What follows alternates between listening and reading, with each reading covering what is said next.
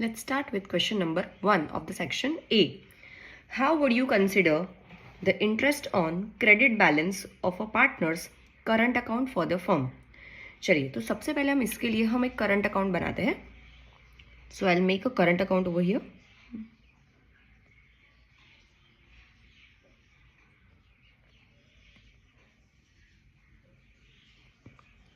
I'll write current account over here. The debit side and credit side. अब यहाँ पे मुझे बोला है credit balance of partners current account. तो अगर क्रेडिट बैलेंस यहाँ पे होता है करंट अकाउंट का, तो ऑब्वियसली इसका इंटरेस्ट भी यहीं पे होगा. करेक्ट. तो करंट अकाउंट का बैलेंस क्रेडिट साइड, तो उसका इंटरेस्ट भी क्रेडिट साइड पे है. तो इसके ऊपर अगर मैं यहाँ पे बना रही हूँ P&L appropriation account,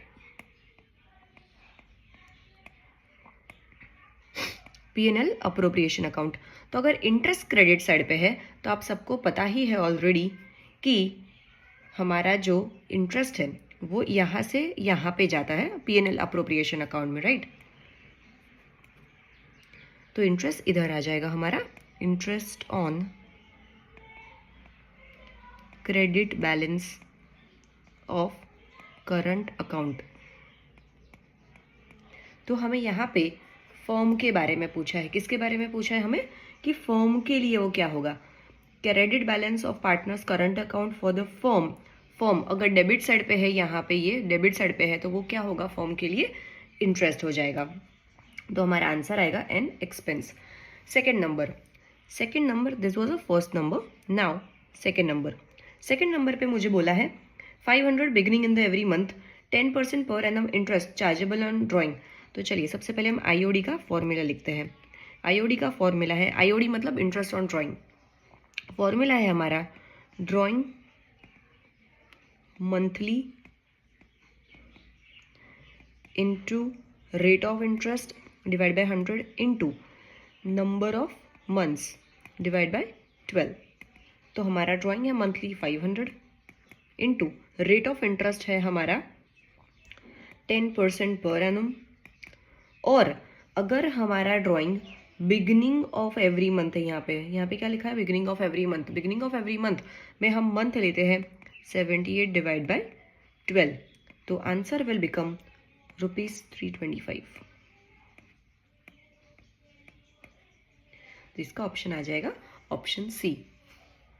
now next is goodwill depends on which aspect. So goodwill depends on which aspect. तो गुडविल नॉर्मली जिस फॉर्म की गुडविल होती है उसका फ्यूचर मेंटेनेबल प्रॉफिट भी बहुत अच्छा होता है. तो इस हिसाब से हमारा जो आंसर है ये आ जाएगा on future maintainable profit. Super profit का फॉर्मूला है हमारा average profit minus expected profit. तो फोर्थ का आंसर आ जाएगा हमारा C. Revaluation account is which type of account. तो रीवैल्यूएशन अकाउंट है हमारा नॉमिनल टाइप का account. 6 number, at the time of reconstruction of a partnership. तो at the time of reconstruction के टाइम पे हम कौन सा अकाउंट बनाते हैं? रीवैल्यूएशन. ठीक है. सी, ट्रेडिंग एंड P&L अप्रोप्रिएशन हम बनाते हैं फाइनल अकाउंट के वक्त. रियलाइजेशन हम बनाते हैं डिसोल्यूशन ऑफ द फर्म के वक्त. तो रीवैल्यूएशन बनता है रिकंस्ट्रक्शन के वक्त. 7 number is internally generated goodwill can not be shown in the books as per which accounting standard. तो इसका आंसर है ऑप्शन बी AS 26. इसका आंसर है AS 26. Accounting standard 26 stands for the accounting for intangible assets. 8 number, when only old profit and loss sharing ratio is given, sacrificing ratio of old partners will be. चलिए, अगर हमें यहाँ पे only old profit sharing ratio दिया है तो हमारा sacrifice भी ओल्ड जितना ही होगा. तो इस हिसाब से हमारा जो आंसर है वो बन जाएगा old profit sharing ratio. 9 number मैं आपको यहाँ पे करके दिखाती हूँ. 9 number is XYZ are partners जिनका ओल्ड प्रॉफिट शेयरिंग रेशियो है 5:3:2. इसमें से अगर Z रिटायर हो रहा है तो फिर बचे कौन? 2 ही पार्टनर बचे यहाँ पे हमारे.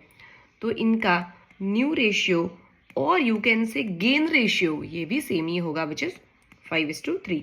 तो इसका आंसर बन जाएगा A 5:3. 10 number, which is the last payment made from the realization of assets. See realization कब बनता है? डिसोल्यूशन के वक्त। डिसोल्यूशन में हम सबसे पहले पेमेंट करते हैं, पेमेंट का मैं आपको सेटलमेंट मेथड बता रही हूँ। सबसे पहले हम पेमेंट करते हैं डिसोल्यूशन एक्सपेंस का। सेकंड नंबर पे पेमेंट करते हैं हम थर्ड पार्टी लायबिलिटी का।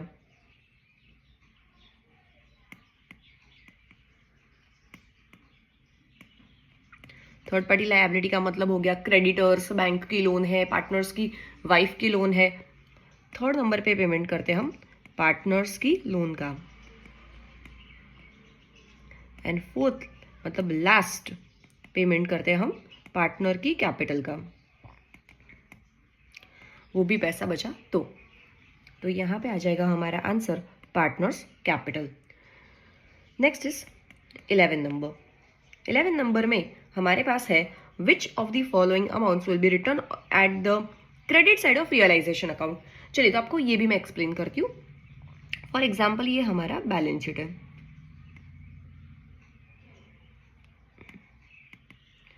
This is a liability side and this is a asset side. ठीक है, यहाँ पे मुझे दो चीजें दी है, debtor and bad debt reserve. तो आपको सबको पता है कि असेट साइड पे ही हम bad debt and bad debt reserve लिखते हैं।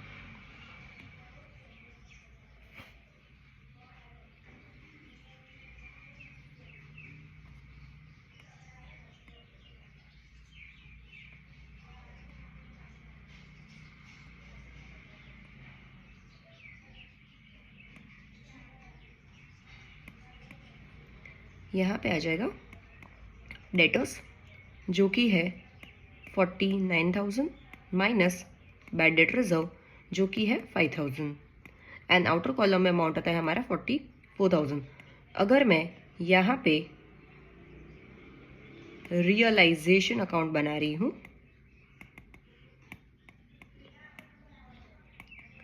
तो डेटर आता है इस साइड पे, डेटर जो है हमारा आता है इस साइड पे, राइट।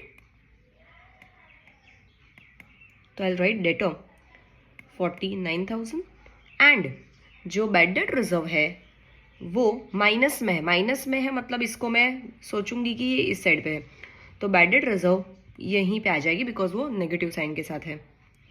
तो ये आ जाएगा यहाँ पे बैड डेट रिजर्व 5,000। तो चलिए हमारा क्वेश्चन क्या था कि हमारा क्वेश्चन जो था वो है balance of debtor 49 and bad debt reserve is 5,000 in balance sheet.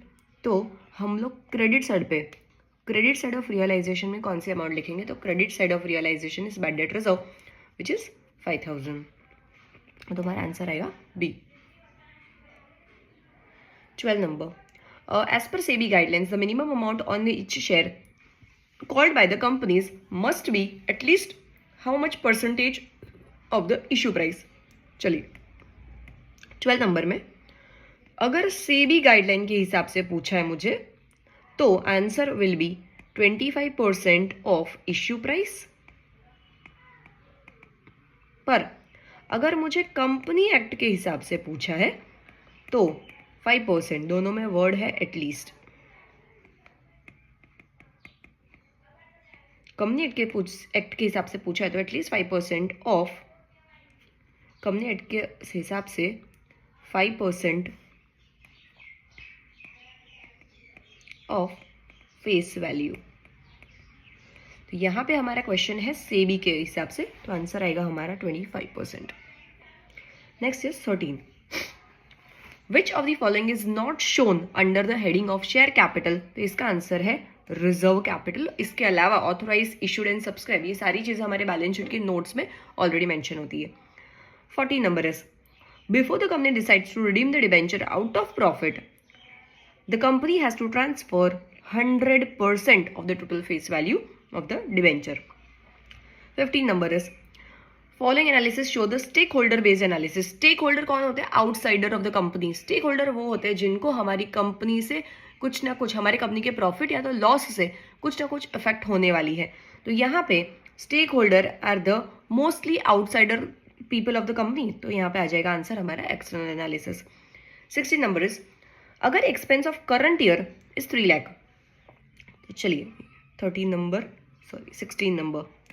Number is current year के एक्सपेंसेस है हमारे 3 लाख के।